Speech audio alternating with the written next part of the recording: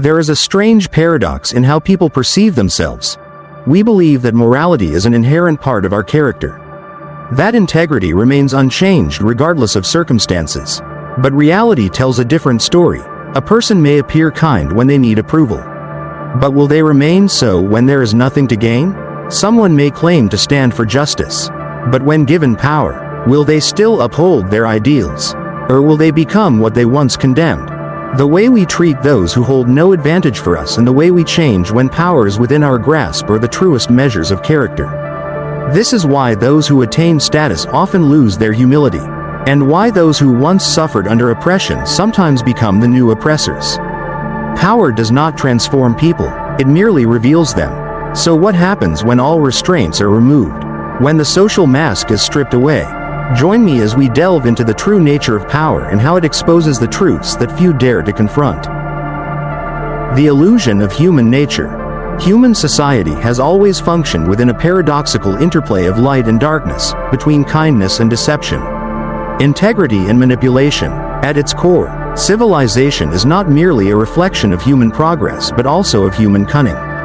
The modern world, with its obsession over appearances and calculated performances, has only intensified this reality. We are conditioned to admire charisma, wealth, and status, often mistaking them for virtue. But as Carl Jung insightfully pointed out, no mask can remain intact forever. The truth of one's character is not hidden in their words but revealed in their actions, particularly in two crucial aspects: how they treat the powerless and how they behave when given power. This raises a profound question: is human nature inherently noble? Or is it merely a well-crafted illusion, shaped by necessity and self-interest? The deception of moral facades. From childhood, we are taught that morality is absolute, good and evil are clear distinctions, and virtue is a choice. But reality does not function in binaries. The so-called goodness that people display is often nothing more than a social currency, traded for approval, security, and reputation. Kindness, generosity, and humility are frequently exercised as strategic moves rather than genuine qualities of character. Take, for instance, the philanthropy of billionaires. While their charitable acts are lauded as evidence of moral virtue, a closer examination often reveals calculated tax strategies, reputation management, and mechanisms to consolidate influence. The world rarely questions whether their generosity is an act of genuine compassion or well-executed performance. After all, in a society where perception dictates reality, the illusion is often more valuable than the truth. This principle is not exclusive to the powerful. The average person also curates their image to fit into social narratives, playing the role that garners the most acceptance. How often do people express kindness out of obligation rather than authenticity? How frequently is politeness a mask for suppressed resentment? The truth is unsettling. The morality that governs human interactions is, in many cases, a carefully constructed illusion designed to serve self-preservation. The test of power and vulnerability. The ultimate revelation of human nature occurs in two extreme conditions: when one is granted power and when one is utterly powerless. When given power, a person's true self emerges from beneath the constraints of social expectation. The tyrant is often a reflection of desires that have always existed, merely waiting for the right circumstances to manifest. History is filled with individuals who, once entrusted with authority, transformed from idealists into oppressors. Lord Acton's famous dictum, "Power corrupts, and absolute power corrupts absolutely," is often quoted. But the deeper reality is this: power does not corrupt as much as it unveils. It strips away the need for pretense, exposing the raw truth of one's motivations. Conversely, when someone is rendered powerless, stripped of status, wealth, or influence, their reaction reveals the authenticity of their character. Some, when reduced to hardship, abandon morality entirely, proving that their former virtue was merely a product of circumstance. Others maintain their integrity despite suffering, demonstrating that their values were not contingent on external validation. Consider the story of two individuals facing financial ruin. One resorts to deception, blaming the world for their downfall, exploiting those still within reach. The other, despite hardship, remains principled, unwilling to compromise their integrity. Both individuals were once seen as good, but only crisis revealed which one truly was. The nurtured illusion of self. Society functions by reinforcing these illusions, teaching individuals to see themselves not as they are, but as they are expected to be. Identity is shaped through external validation. Titles, possessions, and affiliations become the scaffolding upon which one's self-image is built. This is why the loss of status is often experienced as an existential crisis.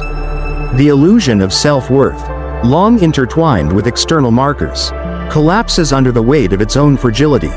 The fear of this collapse fuels much of human behavior. Why do people chase material success even at the cost of their well-being? Why do they conform to ideologies they do not truly believe in? Because the alternative, the realization that much of what they have invested their identity into is an illusion, is too terrifying to confront. This illusion is not sustained merely by individuals but by entire systems. Political institutions, religious organizations, and economic structures thrive on the carefully managed perception that they are built on truth and righteousness. Yet, time and again, history reveals that beneath these grand narratives lie self-serving motives, hidden agendas, and intricate mechanisms of control. Breaking free from the illusion.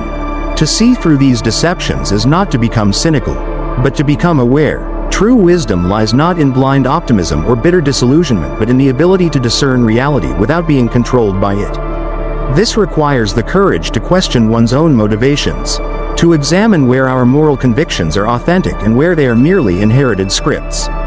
It demands a willingness to observe not just how people act when they are being watched, but how they behave when they believe no one is looking.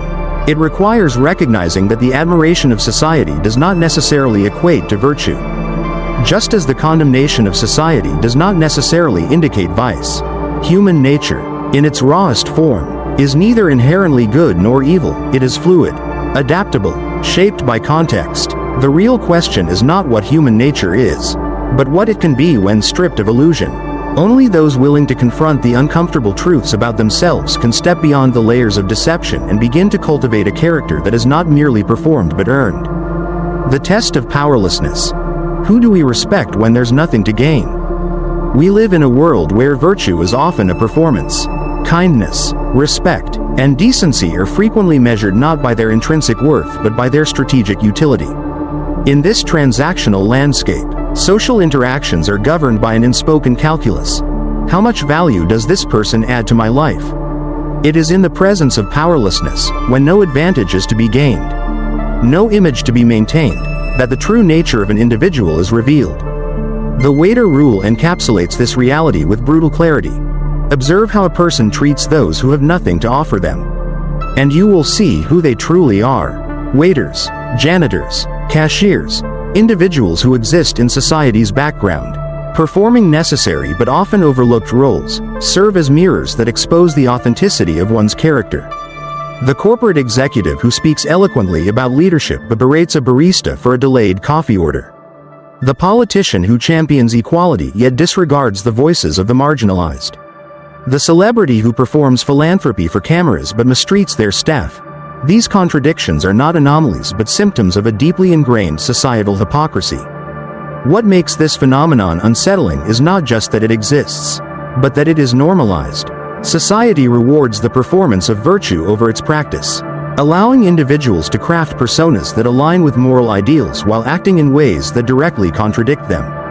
A CEO donates millions to charity while exploiting workers. An influencer advocates for mental health awareness while privately demeaning those around them. These are not exceptions to the rule, they're the rule.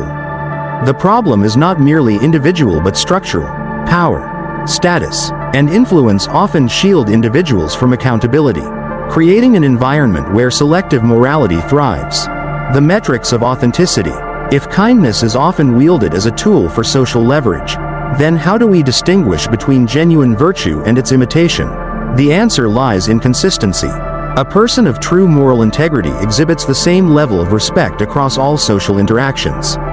Irrespective of hierarchy, the absence of an audience does not diminish their decency, nor does the presence of a powerful figure amplify it. Conversely, those who see kindness as a strategic instrument operate within clear behavioral patterns. Selective kindness. Their warmth and generosity are reserved for those whose approval they seek, while those deemed inconsequential are treated with indifference or contempt. Performance over principle. Their morality is situational, activated in moments where social recognition is at stake but abandoned when no one is watching. Exploitation of the powerless. They take advantage of those who cannot resist or fight back, whether through manipulation, coercion, or neglect. A striking example of this is seen in how individuals handle financial transactions. Consider someone who borrows money from a friend with the unspoken confidence that repayment will never be demanded, because the lender is too kind, too patient, too unwilling to create conflict. This seemingly minor act reveals a larger truth. People often do not violate ethical boundaries due to a lack of opportunity, but because they believe they can get away with it. The mask of power. If observing someone's behavior toward the powerless reveals their true moral compass, then watching them wield power exposes their deepest nature. Power does not merely erode character, it unmasks it. When external consequences are removed, when fear of judgment or repercussions fades, what remains is the rawest form of self. This is the essence of the power paradox. As studied by UC Berkeley psychologist Decker Keltner, his research presents an unsettling irony. Individuals who ascend to power often do so through qualities like empathy, integrity, and cooperation. Yet, once power is attained, these very traits begin to deteriorate. The moral sensitivity that once guided their actions is dulled. The willingness to listen is replaced by the compulsion to dictate. This transformation is not just behavioral, it is neurological. Brain scans reveal that power reduces activity in the mirror neuron system, the part of the brain responsible for empathy.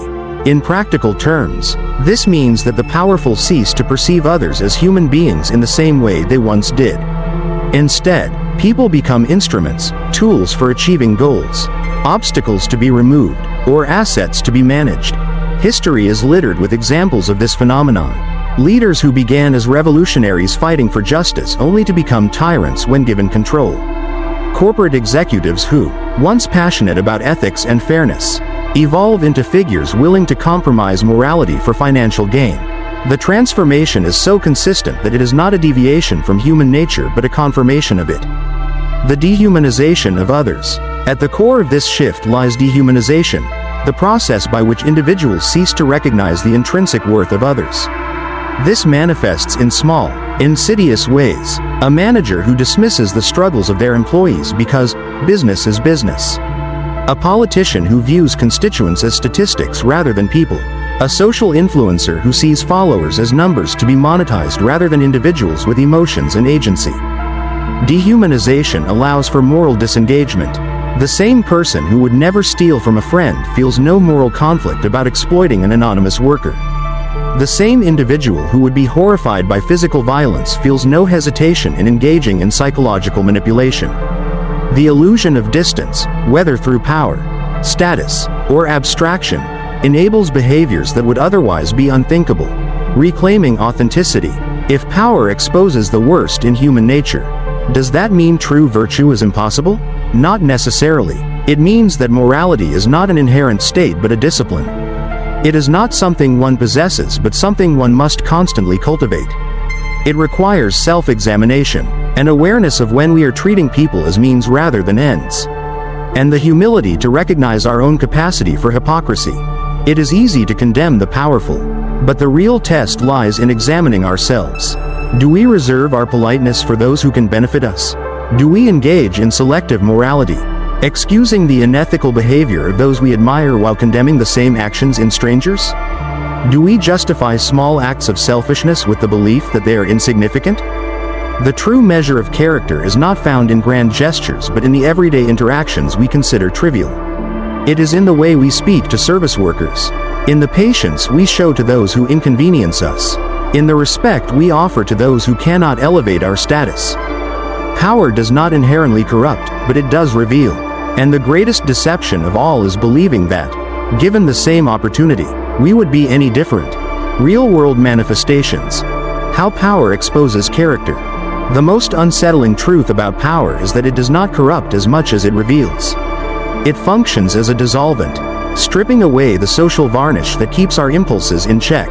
When someone acquires authority, influence, or control, the constraints of social pressure weaken, and what remains is the raw, unfiltered self. This is why positions of power, whether in a workplace, a relationship, or society at large, serve as a magnifying glass for human nature. Beneath the polished exterior of civility lies a fundamental question. Is morality a genuine foundation or merely a mask worn out of necessity? The workplace transformation. When power becomes a mirror. One of the most common manifestations of power's revelatory nature occurs in the professional world. An employee who was once collaborative, supportive, and empathetic can undergo a stark transformation upon receiving a promotion. The same individual who once valued teamwork and open dialogue suddenly becomes dismissive, authoritarian, and intolerant of dissent. The explanation often given is that responsibility changes people. But this is only a half-truth. Leadership does not inherently demand arrogance or detachment. The shift in behavior is less about the weight of new duties and more about the unveiling of latent tendencies. Before power was granted, social constraints dictated their actions. They needed approval, validation, and cooperation to advance. Once those incentives disappeared, their real disposition surfaced. This pattern is why so many corporations struggle with toxic leadership. The selection process often rewards those who can project an image of competence and collaboration. But once they no longer need to impress, the illusion fades. They become micromanagers, hoard credit, and silence dissent, not because they have changed, but because they can now act without restraint. The relationship shift. The fragility of affection. Power does not only manifest in hierarchical institutions, it seeps into personal relationships in ways that are often subtle but equally revealing. Observe how a friend, a partner, or a family member behaves when they sense that you need them more than they need you. Some individuals are kind and affectionate only so long as the relationship dynamic is balanced. The moment they perceive emotional leverage, be it financial dependence, social reliance, or deep affection, their demeanor shifts. They become dismissive, controlling, or even cruel. What once seemed like genuine care is revealed to be contingent on equality of power. This is the reason why some friendships dissolve when one person becomes successful. Why romantic partners who once appeared loving become indifferent once they feel their partner is emotionally dependent. And why family members can turn toxic when inheritance or financial status is involved. The shift does not happen because they have changed, but because the presence of power, or its absence, has removed their need to perform kindness. The status corruption. The myth of humble beginnings. History is littered with figures who began as relatable, humble, and grounded individuals, only to morph into symbols of entitlement once success elevated them beyond accountability. Celebrities who once advocated for the struggles of the common person become detached, treating fans as mere background noise. Politicians who once championed the rights of the working class adopt the same oppressive policies they once condemned.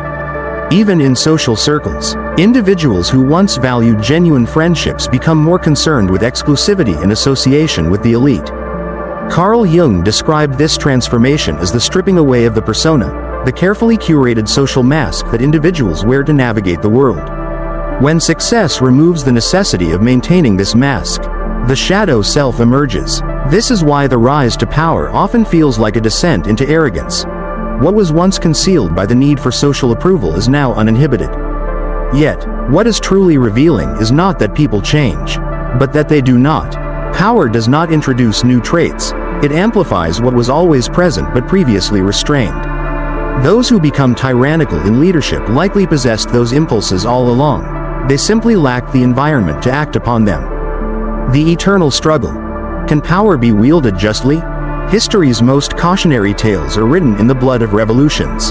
Time and again, leaders who began as idealists, fighting against oppression, became the very force they sought to dismantle. Napoleon, Stalin, Mao, and countless others were once viewed as champions of justice, only to establish regimes that mirrored or surpassed the tyranny they once opposed. Abraham Lincoln's insight remains one of the most piercing observations on this phenomenon. Nearly all men can stand adversity. But if you want to test a man's character, give him power. Yet, does this mean power is an inescapable trap? Is corruption inevitable? The answer lies not in the nature of power itself but in the way it is wielded.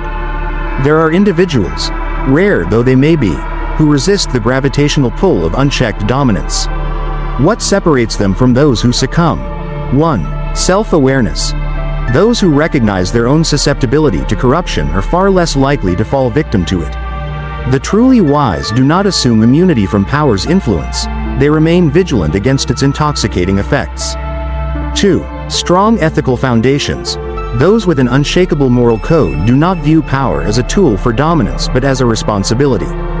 They see authority not as a privilege to be exploited but as a burden to be carried with humility. 3. Accountability. The most dangerous individuals are those who answer to no one. Those who surround themselves with voices willing to challenge them, advisors, friends, mentors, are far less likely to spiral into self-indulgence. A mirror to ourselves. Who are we when no one is watching? It is easy to scrutinize the powerful, to dissect their hypocrisies, to point out their moral failings. But the more unsettling question remains: how do we behave when given power? Do we uphold our principles? Or do we subtly shift when the opportunity arises? Do we remain kind when kindness offers no advantage? Do we manipulate when manipulation would be easy? The true test of character is not how we act in moments of comfort but in moments where power is at our fingertips. It is in the way we treat those beneath us, those who can do nothing for us, and those who will never hold us accountable. Power is not inherently corrupting, it is revealing. And the greatest illusion of all is believing that, given the same circumstances, we would be any different. Conclusion. It is easy to condemn those who have been corrupted by power. But the more unsettling question is, if placed in their position, would we truly be any different? The truth is that every person has a moral threshold, but that threshold is not fixed. It shifts with circumstances, opportunities, and, most importantly, the level to which we are tempted by power. Therefore, the key is not merely to avoid power but to cultivate enough self-awareness to ensure that it does not manipulate us. A truly strong person is not one who has no power but one who retains their integrity even when no one is watching. If this content has helped broaden your perspective, make sure to like, share, and subscribe to Practical Philosophy as we continue to explore the hidden depths of human psychology, philosophy, and the truths behind seemingly obvious realities. And remember, the world is never as simple as it appears. Always ask yourself, is this truly reality, or just an illusion carefully constructed?